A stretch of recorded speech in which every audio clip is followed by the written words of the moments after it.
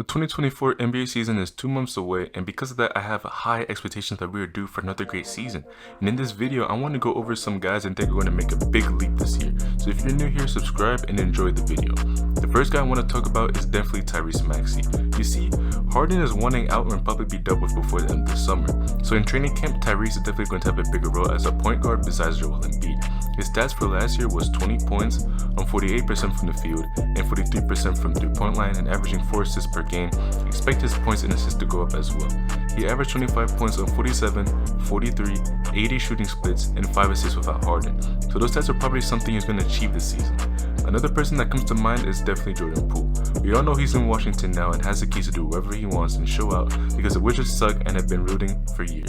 Anyway, he averaged 26 points on 41, 31, 88 splits, which aren't bad but aren't super great. He did average 5 assists to make up for it, so it looks like Tyrese and Poole have similar stats when they play without the leading point guard.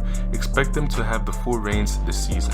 One of my favorite players today is probably Austin Reeves, and his come up has been crazy to watch, from going undrafted to resigning with the Lakers on a big contract, and it is heavily deserved. As a starter, he averaged 15 points, 4 assists, and 3 rebounds on 51, 40, 90 shooting splits, which is absolutely insane. And in the playoffs, he did even better, averaging 17 points on 45, 43, and 92 shooting. Now that he has gotten a taste of playoff success and being a starter for the upcoming season, expect him to definitely average around 20 to 21 points per game for sure. That's just my take on Austin Reeves. Another player that also comes to mind is definitely Shaedon Sharpe. He's a freakishly athletic guy who can also shoot the crap out of the ball. You want to know his final 10 game stats of last season? There were 24 points, 6 rebounds, and 4 assists on 46, 37, and 77 shooting splits. With Dame leaving sooner or later, him, Scoot, and Simmons are going to be the core of the Blazers rebuild. And since they are rebuilding, he's going to get a lot more minutes to showcase what he can do as a player. Jonathan Kuminga also comes to mind. He should get noticed as well. For a guy that hasn't been given a lot of minutes, and seeing what they just traded for Jordan Poole, Kuminga will definitely have more minutes and definitely be a good contender for 6th or 7th man behind CP3. CP3 is going to elevate his game in the second unit for sure. He averaged 11 and 2 and 3 without Steph Curry, and I see his potential.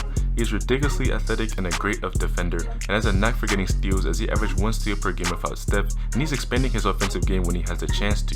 He also gets most of his points when he's in transition and when he's cutting for the ball, so I really hope he can finally break out, and I can also see the same for Jabari Smith Jr. as well. Jabari is a great player, and in 2 games during the summer league, he averaged 35 points per game, 7 rebounds, and 4 assists per game. He looked a lot more comfortable. I hope Ime Udoka brings that aggressiveness out of him because he's such a beast offensively and defensively. It looks like the Rockets are trying to make a push for the playoffs this year, so he's going to have to do these things anyway. If you liked the video, subscribe and hit the like button if you enjoyed. I'm trying to get to 1,000 subscribers before 2024. Peace out, and I'll see you guys next week.